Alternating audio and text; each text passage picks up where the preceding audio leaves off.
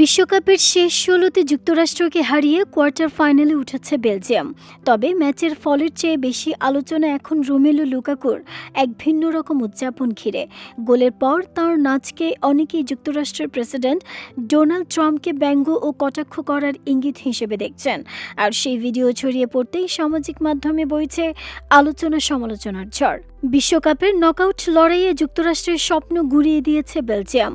আক্রমণাত্মক ফুটবলে ৪-১ গোলের বিশাল জয়ে শেষ ৮ নিশ্চিত করেছে ইউরোপের দলটি। ম্যাচের শেষ বাঁশি বাজার পর বেলজিয়াম ফুটবলারদের উচ্ছ্বাস ছিল চোখে পড়ার মতো, কিন্তু সেই উদযাপনের কেন্দ্রবিন্দু হয়ে ওঠেন তারকা ফরোয়ার্ড রোমেলু লুকাকু। জয়ের আনন্দে একটি বিশেষ অঙ্গভঙ্গিতে নাচ করেন লুকাকু। সামাজিক মাধ্যমে মুহূর্তেই ভাইরাল হয়ে যায় সেই ভিডিও। অনেক ব্যবহারকারী দাবি করেন এটি যুক্তরাষ্ট্রের প্রেসিডেন্ট ডোনাল্ড ট্রাম্পের বহুল আলোচিত নাচের ভঙ্গিকে ব্যঙ্গ করে করা হয়েছে।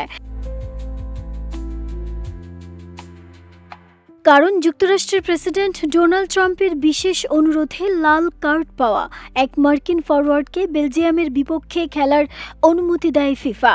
আর সেই ম্যাচে যুক্তরাষ্ট্রকে ৪-১ গোলে হারিয়ে দুর্দান্ত জয় পায় বেলজিয়াম।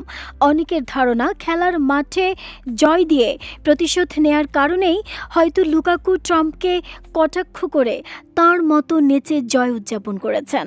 এরপরই শুরু হয় তীব্র আলোচনা।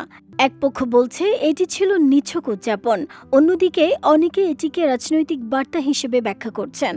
ফলে ফুটবলের বাইরে নতুন আলোচনার জন্ম দিয়েছে লুকাকুর এই নাচ।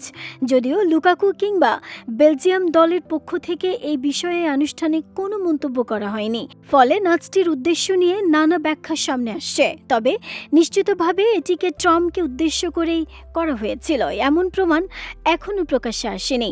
এদিকে মাঠের খেলাই ছিল বেলজিয়ামের দাপট। আক্রমণ ও পাল্টা আক্রমণে যুক্তরাষ্ট্রকে চাপে রেখে একের পর এক সুযোগ তৈরি করে তারা। শেষ পর্যন্ত বড় ব্যবধানের জয় নিয়েই কোয়ার্টার ফাইনালের টিকিট নিশ্চিত করে বেলজিয়াম। নাহিদা, স্মৃতি, দেশ রূপান্তর।